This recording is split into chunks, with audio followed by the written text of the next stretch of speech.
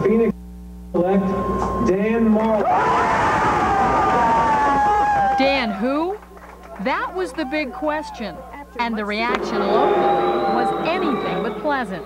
When the Suns chose Marley in the first round of this year's NBA draft, the fans in attendance booed. But Marley didn't take it to heart. In fact, he looks at it sort of philosophically. I thought it was a natural reaction on their part because they didn't know who I was. I didn't get the press that a lot of these players have gotten because of Central Michigan. It's not a big school and not nationally televised or coverage. So, you know, it's a natural reaction when the Suns have the 14th pick and the fans don't know who he is. They're going to boo. But I think that'll change when they get to see me play in the Suns uniform. The fact that Marley is a member of the 12-man Olympic basketball team shows that the Suns were not that far off when they drafted him. The 6'6" forward will play guard for Phoenix. He is the Chippewas' second all-time leader in scoring and steals. He averaged almost 22 points and 9 rebounds during his college career. But the Suns say they picked Marley primarily because of his aggressiveness and his heart. Two things Phoenix has gone without in recent years. Oh, I like to think of myself as just a hustle player and somebody will get the loose balls and do the things that, you know, help the team win. You can't call Marley a finesse player. He's the kind of guy who likes to mop the floor with his jersey. He leaves the graceful play to other members of the U.S. team. And, in all modesty, Marley is surprised that he's on his way to Seoul with the others. Getting to go to Seoul and represent your country is a thing that, you know, I've never dreamed of because I never thought it'd be possible. But now that I'm here, it's just a dream for me, and I'm cherishing every moment of it, and I can't wait to get over there and go for the gold. The U.S. squad is certainly one of the top teams vying for the gold. But Marley points out that he and his teammates have a long way to go before they hit the medal round, and that the Soviet squad will probably be there waiting when and if the Americans make it that far. They're going to be the team to beat. You know, USSR is going to be a good team. They are a good team, but we got to get there before we can worry about them. We have a lot of good competition out there. I think we open up with Spain, and they'll be a good team. So it's going to be a hard road, but I think we're, you know, very capable of winning the gold, and that's what we're going out there to do. I'm in Montgomery for News Center 10 Sports.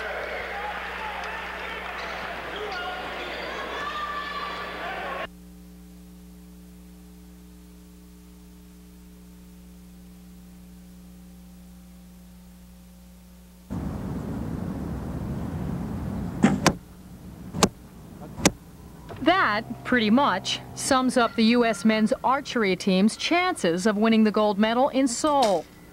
2 members of the 3-man squad live here in the Valley.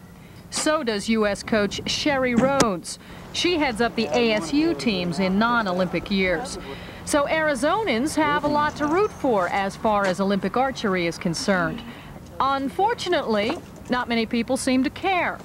But that can be a blessing in disguise. If anything, it makes it easier because we don't have 30 million people watching us every step of the way, watching us walk down the hallway or go to the bathroom. I mean, they can't get away from everybody. And we're just the opposite. We can't get people to come out and see us. No one wants your autograph? No, it's not that bad. A few people do. My mom. So they toil away in obscurity, despite the fact that they are the overwhelming favorites heading into the Olympic Games. The team gold, we should get it fairly well. Jay and I are shooting exceptionally well right now. If we get Daryl going, I think there'll be no question. They make it look so easy. In fact, effortless. But don't be fooled. A lot of preparation and sweat go into being a world-class archer. Sometimes a competition day can last up to 8 hours. An average archer will practice anywhere from 2 to 3 hours a day, sometimes maybe do that segment twice a day. The dedicated, competitive first-class archer these days will weight train, they do cardiovascular training, and they'll also work with a sports psychologist. Archery is not your typical Olympic sport. A gold medal does not guarantee a financial windfall. Some archers say they don't care. Others do. It's one of my goals in life is to be on the Wheaties box. If I win the gold medal, I'm definitely going to try to make some money, you know, through my sport, which nobody's ever really done before in archery, but I think it's just as marketable as any other sport. I'm Ann Montgomery for News Center 10 Sports.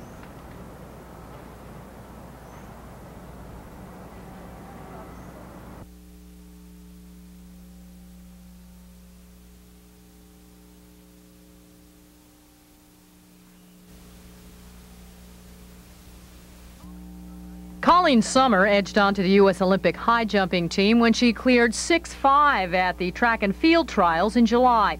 She took the third and final spot, and so will get to compete at the Olympics for the first time. Colleen resides in Chandler. She was expected to make the 84 squad, but there was an unanticipated turn of events that changed her plans. I was training for the 84 Olympics. I was on the World Championship team in 83. And I was expected to be one of the few American athletes that would medal in 84 prior to the boycott. And then my husband and I had an unexpected surprise, which came 9 months later. The surprise was Jenna, who is now 4. Add a child to the demands of being a world-class athlete, and you can put in some pretty long days. Usually try to be out at the track around 6 or 7 to do a track workout, and then I'll come in and lift for a couple of hours, and then I have to go get treatment on my leg. That takes another 2 hours, and then just try to fit in the laundry, the house cleaning, and the cooking in between. It's common knowledge that track and field athletes receive appearance fees to perform, but don't be misled. Most of the money goes to the elite few, and that leaves the majority of the competitors out in the cold. The main part that hurts the sport a lot is the top athletes such as Carl Lewis or Mary Decker, because they are asking for appearance fee or promotional fees, and the meet promoters are paying it, and then that takes up their budget for the meets, and either we pay our own way in or our event gets cut completely. Colleen coaches the Chandler High School track team to make ends meet. Money will be tight as long as she continues to compete.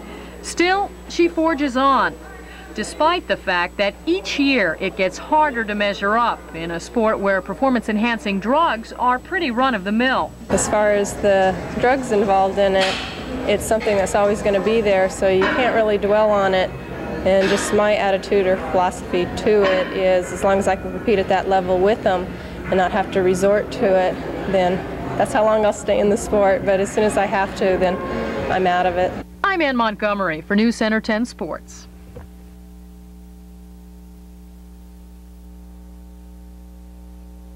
And tonight it will be the American League All-Stars and the National League All-Stars. The National League All-Stars will be the home team for tonight's game. And I'll tell you, you could not have, Jim, a more beautiful night than this one for baseball. Yeah, you better believe it. I'll tell you something. When you're playing baseball in this kind of a ballpark, you forget it's minor league. This is a major league facility. It's absolutely magnificent. We're going to give you a chance to meet the players you'll be seeing tonight. Duke McGuire is the public address announcer for the Bisons, and we're going to join him down on the field right now. Oh, say does that star-spangled banner yet wave o'er the land of the free and the home of the brave? And there's the balloons that are being released out in right center field here at Pilot Field. There'll be more than fireworks in the air tonight. There'll be some fireworks on the field as well as we get set for what is the first AAA All-Star game ever to be played. Look who's here! Morgana has arrived at AAA baseball. She will be escorted off the field, and there'll be no problem finding someone to escort her off. That one ripped down the right field line. Yes, that's going to be an extra base hit. Urak on his way around. Smith over to get it. Smith has trouble. Urak makes the turn. The relay to third will not be in time. Well, they got the right man at the plate. Bob Guerin, who won the home run hitting contest yesterday. So man on third represents the lead run. Error away. Urak ends up at third base. Shortstop Perez Chica can't play it. That will bring Urak home, and Guerin's going to be on at first base. And it is a 2-1 game as the American League goes back on top. And it has been a great show.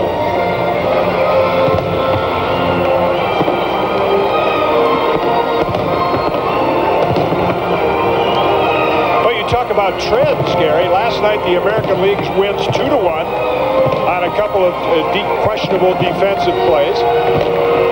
And the MVP in last night's game, Terry Steinbach from the Oakland Athletics. Tonight, Eddie Urak wins the MVP, and he's from the Oakland organization. You just never know in this wonderful game. Amidst the fireworks, we'll be back.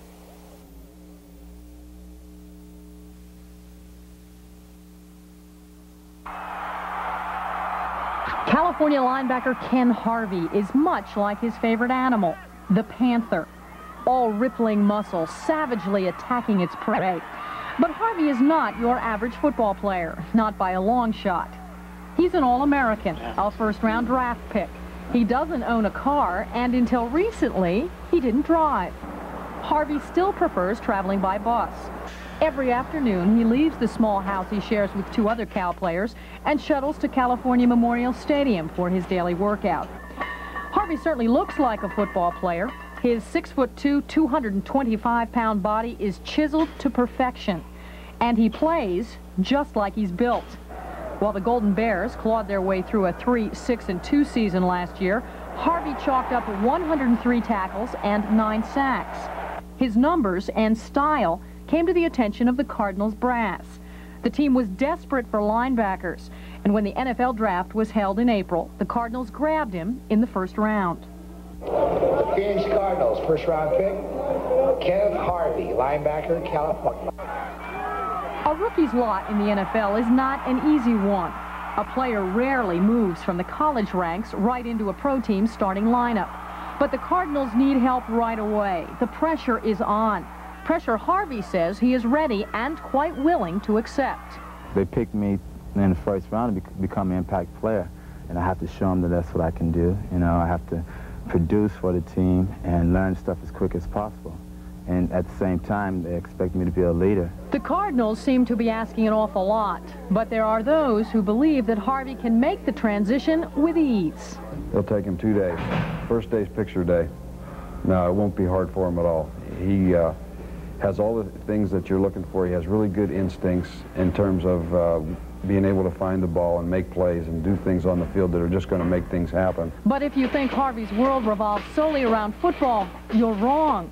This Austin, Texas native has other interests and aspirations, and some of them just might surprise you. I like to read poetry, try to write a little bit every once in a while.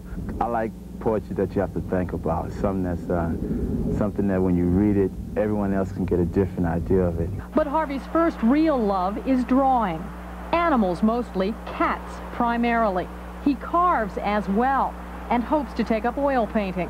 But he never believed these hobbies could be lucrative. I wanted to be an artist, but you know, I saw a couple of starving artist commercials, and you know, I said, well, you're not going to make any money doing this. You might as well make some money, do something else. Right now, football takes up most of Ken's time. But unlike most athletes, his interests span a wide range. And when football's over, Ken says he'll simply move on to something else. You start realizing they could go at any moment, and I realize that now, so I don't take anything for granted. And I figure it can go at any moment, so there has to be something else. I think you should always have a backup plan. I like to think of myself, if I didn't have football, I can do something else. There's maybe too many people that are just focused in on one thing, and you have to focus yourself on football, but when football's over with, there has to be something else. And I like to know that there's something else for me. Harvey sees himself as a commercial artist after football, sharing a home with his fiancée Janice Simpson and most likely a couple of cats. Harvey likes cats. They are quick and sleek and agile, just like he is, and they are never what they seem. I'm Ann Montgomery for Cardinals First and 10.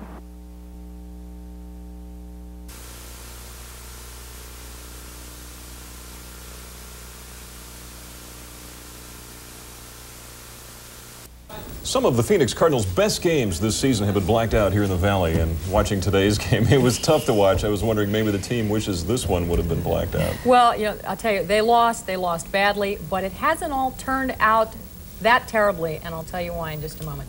Maybe it was because the Cardinals were forced to play without Neil Lomax, maybe not, but whatever the reason, Phoenix never seemed to be able to get in a groove today in Houston. In the first quarter, at what the Oilers have named the House of Pain, Houston takes the lead when Alonzo Highsmith charges up the middle from the 7. That gave the Oilers a 7-0 lead, and things got worse for Phoenix.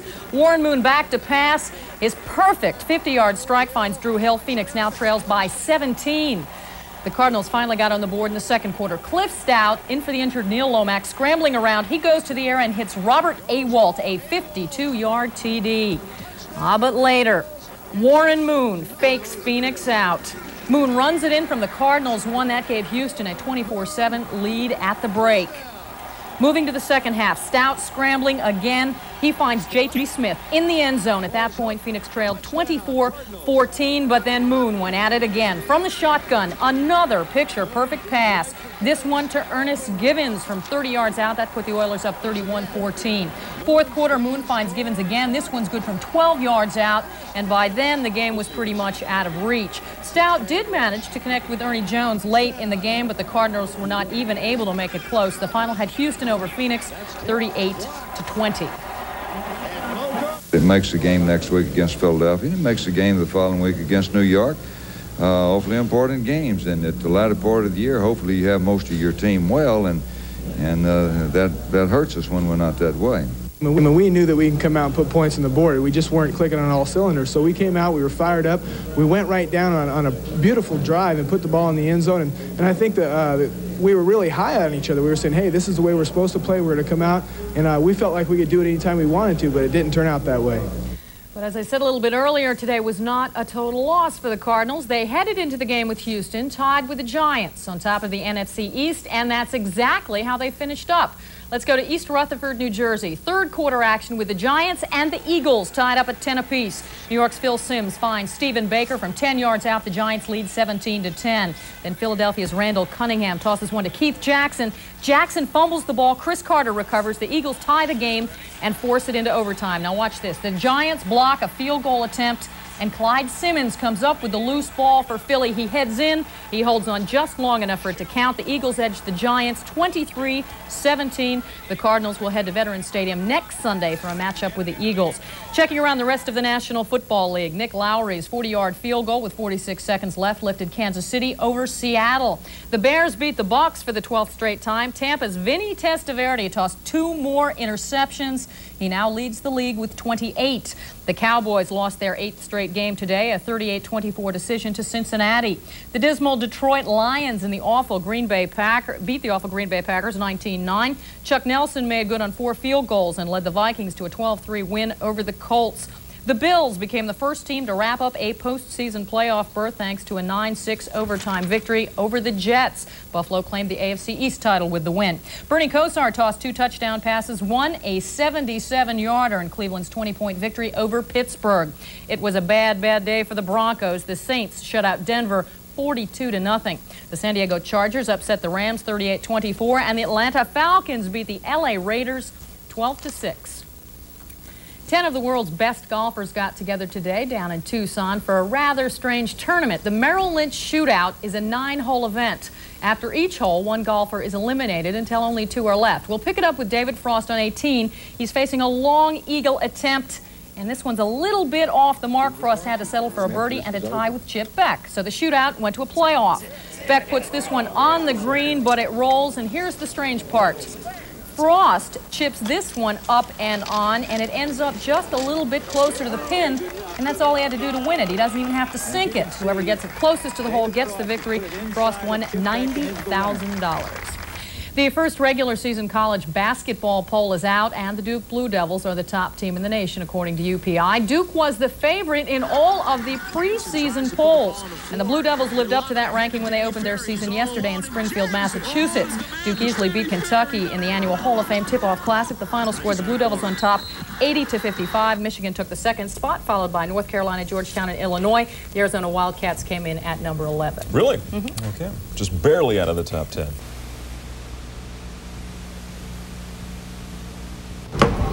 Well, the good news, I guess, the Cardinals will be home for Christmas. Unfortunately, they won't be in the playoffs. I don't know who that's good news to. Yeah, I don't think they're very happy about it. Now, there's always next year. When you consider the way today's game with the Eagles started out, it could have been much more painful. We'll pick it up early in the first quarter with the Cardinals already trailing by 7. Earl Farrell has just fumbled the ball. Randall Cunningham hands it to Keith Byers. He storms in from the 4, and the Cardinals' turnover woes were not finished just yet. Stump Mitchell loses the ball on the Cards' very next possession. Cunningham turns right around. He hits Chris Carter from 37 yards out. So just like that, the Eagles take a 21-0 first quarter lead. Cardinals got on the board in the second quarter. Neil Lomax hits a streaking Ernie Jones. Jones outruns the Eagles defense. He goes 93 yards, the 5th longest Cardinals TD pass in history. Still at halftime, Philly leads at 21-7. Second half, on the opening series, the Cardinals finally get a break. Nico Noga and Lester Lyles separate Byers from the ball. Then E.J. Jr. picks it up. He heads for the end zone. He scores his first ever NFL touchdown. So the Cardinals were back within striking distance. It was 21-14. And Phoenix would pull just a little bit closer. Al Del Greco makes good on this 40-yard field goal. But that was all the offense the Cardinals could muster. The Eagles added a safety after that, making the final score Philadelphia 23, Phoenix 17. We started out so poorly. We just gave them 21 points, and they're a good football team. They played us well defensively, but it seemed like they gave us some big plays, but we just couldn't cash it in the goal line. Man, we weren't down. We were excited about the way we, taking the ball down on that last drive, although we didn't get points out of it. And we knew we were capable of, putting it in. Time just ran out. To another NFL game today at the Meadowlands, the Jets and the Colts. Here, JoJo Townsend returns a punt for 59 yards and a TD. That gave New York a 10-0 lead over Indianapolis. But the Colts would rebound. Quarterback Gary Hogeboom hits Eric Dickerson. Dickerson breaks away. He ends up going all the way, 50 yards. That gave Indianapolis the lead by 3, but the Jets pulled away in the second half. Ken O'Brien finds Al Toon. The Jets knocked the Colts out of the playoff race. The final, New York 34, Indianapolis 16. The College Bowl season is upon us, and today the first 1988 bowl game was played in Fresno, California. The aptly named California Bowl pitted Fresno State against Western Michigan. Fresno State's quarterback Mark Barsotti goes deep here to Andre Alexander. That put the Bulldogs on the board. It was 7-0. Moving to the second quarter now with Western Michigan trailing 14-7. Ron Davis takes the handoff. He runs 50 yards. He scores for the Broncos. That tied the game at 14-all. But then Barsotti hands off to Darrell Rosette. This 65-yard run put Fresno State ahead. Rosette was named the Bowl's MVP. Fresno State wins it the final 35-30. Terry Tarkanian and his 9th-ranked Runnin' Rebels weren't able to put anything over on the Arizona Wildcats today in Tucson. At the McHale Center, this is Sean Elliott. He goes over to Ken Lofton. Lofton sinks a three-pointer, and that gave the Wildcats the lead. UNLV rebounded later. Greg Anthony a steal. He gets it up to Eric Scurry. Scurry's basket gave the Rebels a 1-point lead, but then the Cats broke out. Sean Elliott, a jumper, good for 2 of his 32 points. 10th-ranked Arizona upsets UNLV 86-75. The Wildcats are now 3-1. Now let's go to Jamaica Plains, New York, where 20th-ranked Seton Hall face St. John's. Jason Williams of the Redmen lays it in. Still, Seton Hall has an early 3-point lead. John Morton of the Pirates slams this one home. Seton Hall takes control. They go on to win it 74-63. And just a little bit closer to home in North Phoenix at the Antelope Gym, Grand Canyon hosted Emporia State. Howard Bonzer, a backhanded slam. Emporia is up by 5. But then Lopes guard Craig Johnson takes the pass. He lays it in. That put Grand Canyon up by 1 point. Here, Daniel Williams finds Mike Ledbetter. That's a three-pointer. The Antelopes win the Grand Canyon Classic barely, 91-89. The Boston Bruins only got 1 point in today's 1-1 tie with the Rangers, and it was a costly 1 point. The Bruins lost defenseman Ray Bourque for 3 to 4 weeks. He suffered a knee injury during today's game in Boston. We'll pick it up in the first period. There's no score. The Bruins in white. Craig Janey, a nice feed to Greg Johnston. He taps it past John Van Beesbrook. That put Boston on the board. Still in the first period with the Rangers shorthanded. Tony Granato moves in. He scores. And that would be it offensively for the night. The Bruins and the Rangers finished up tied at 1 apiece. Let's take a look around the rest of the National Hockey League. The Flyers beat the Blackhawks 6-4. The Kings clipped the Islanders. The Whalers whipped the league-leading Calgary Flames 4-1. The Devils and the Penguins skated to a 4-4 tie. Detroit down Toronto 8-2. The Caps and the Canadiens went scoreless through overtime. Winnipeg edged Edmonton 7-6. And the North Stars beat the Blues. The final there was 3-1. And boy, is it nice to get some hockey in for a change. It sure is. Our hockey cools things fans down a little want bit, it. exactly. Yes. Thank you. Okay, the good news in sports today. This is the first Sunday in 4 weeks that the Phoenix Cardinals have not lost a game. Yeah, but the bad news is that they lost yesterday, which was a Saturday, and you know we're all kind of no. Well, let's make it clear. They had a better season than yes, what was they expected, did. and Gene right. Stallings, as you said, is proud of his team, and we're proud of them too. You bet we are. They still have a chance to go 500, and I think they've done a lot better than most people ever expected. Yesterday's 23-17 loss to Philadelphia ended any hopes the Cardinals had of making the playoffs this season. Still, head coach Gene Stallings told Fred Khalil this morning on the Cardinals postgame show that he is proud of the way his team played yesterday. I'm extremely disappointed we lost the ball game. You just can't imagine how disappointed I am. But, you know, at the same time, I'm really proud of the players, whether it's high school, college, pros, or whatnot. You're 21 points behind. You've only made 1 first down. you know, the guys battled back. We've got an opportunity to win the game right at the last, and you know, we just failed to deliver when we had to. We had opportunities to win the football game, but to come that far back, it says a little something for them, and I'm proud of them. The Cardinals have one game remaining next Sunday's matchup with the hapless Green Bay Packers out at Sun Devil Stadium. But the Packers just didn't look like themselves today. They improved their record to 3-12 by upending the Minnesota Vikings. In Green Bay, second quarter, Sean Dorsey facing a 20-yard field goal attempt. This chip shot is good. That gave the Pack a 10-3 lead over Minnesota. Third quarter, Don Majkowski in for the injured Randy Wright hits Patrick Scott in the flat. The Packers upset the Vikings 18-6. That snapped Green Bay's 7-game losing streak. The Cardinals are no longer alone in third place in the NFC East. They have been joined there by the Redskins, thanks to the Dallas Cowboys. Michael Irvin grabs this one, a 61-yard strike. The Cowboys led it 17-3. Fourth quarter, with Washington now down by 7. Mark Rippon goes to the air, 55 yards to Terry Orr. That tied the game at 17-all. But once again, Steve Kallur teams up with Michael Irvin. This is Irvin's third touchdown of the day. Dallas downs Washington at RFK, the final 24-17. So here's the way they stand in the NFC East heading into the final week of the regular season. The Giants, by virtue of today's win over Kansas City, lead the way. They're at 10-5. The Eagles are alone in second place at 9-6. The Cardinals and the Redskins, both 7-8, are third, with the 3-12 Dallas Cowboys bringing up the rear. Now let's go to Candlestick Park, where the 49ers wrested the top spot in the NFC West from the Saints. This is Roger Craig. That put the Niners up 7-3. Second quarter, Joe Montana rolls right, he fakes, then he heads in himself. That put San Francisco up 14-7, and the Niners just rolled on from there. Montana, a bullet to John Taylor. Taylor takes this one 68 yards. The Niners knock off New Orleans. The final there, 30-17. Now let's take a look around the rest of the NFL. The Giants beat the Chiefs, as you know. They can clinch the NFC East title by beating the Jets next Sunday at the Meadowlands. Mike Rozier ran for 3 TDs in Houston's 41-6 rout of Cincinnati. That keeps the Oilers' playoff hopes alive. The Bears won their 5th straight NFC Central crown on Kevin Butler's 32-yard field goal with 4 seconds left. It was a balmy 11 degrees in Buffalo, just the way the Bills like it. The AFC East champions beat the Raiders 37-21. The Patriots are still in the playoff hunt. They beat the Bucs today, 10-7 in overtime. Former Steeler quarterback Mark Malone ran for 1 touchdown and threw for another in the Chargers' 20-14 victory over Pittsburgh. Jim Everett threw for 303 yards and 1 TD. That led the Rams past Atlanta 22-7. And the Broncos and the Seahawks are battling for the lead in the AFC West even as we speak. That game just got underway at the Kingdome. The U.S. team won the World Cup golf tournament today down in Melbourne, Australia. Ben Crenshaw and Mark McCumber began the final round with a 3-shot lead. They lost a few along the way. They finished up at 16 under par with a 1-stroke victory over the Japanese team, the brothers Jumbo and Jet Azaki. Local tennis buffs got to take in some action at the city center courts today. It was the Arizona Tennis Association Fiesta of Lights Mayor's Cup tournament. Ken Kupperstein in the near court defeats Doug Sachs for the championship. Kupperstein won in straight sets, 6-4, 6-3. He earned $400 for his efforts. In the consolation final, Lance Stanley, the tennis pro at Gainey Ranch, downed Mark Smith, the pro over at the Sedona Racket Club. Okay, thank you, Ann. You're welcome. NFL football ran a little bit late again tonight, so Wheel of Fortune will be coming up in a few minutes. But next, we'll go on the Arizona road with Bill Everton to see a very special lady.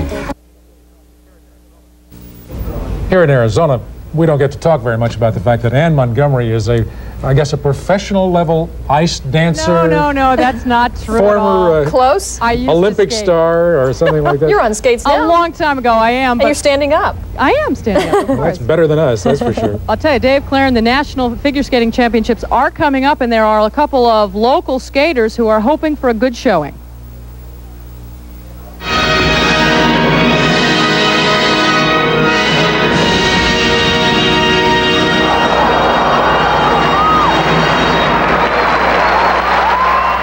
It's a long way from here to there. Dawn Kiepenbrink and Kim Deaver linked up 3 years ago in the hopes of making that journey together. So far, they've traveled quickly.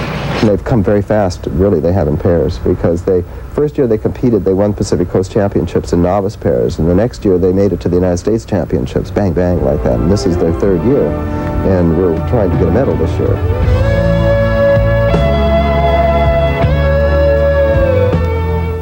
Dawn and Tim grew up here in the valley. Admittedly, the desert is a strange place to pick up ice skating.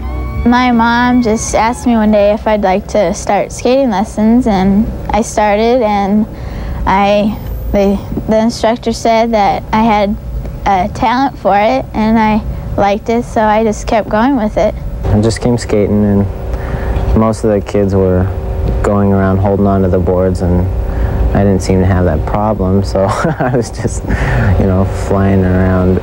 Talent alone, however, is not enough. You have to have the right look.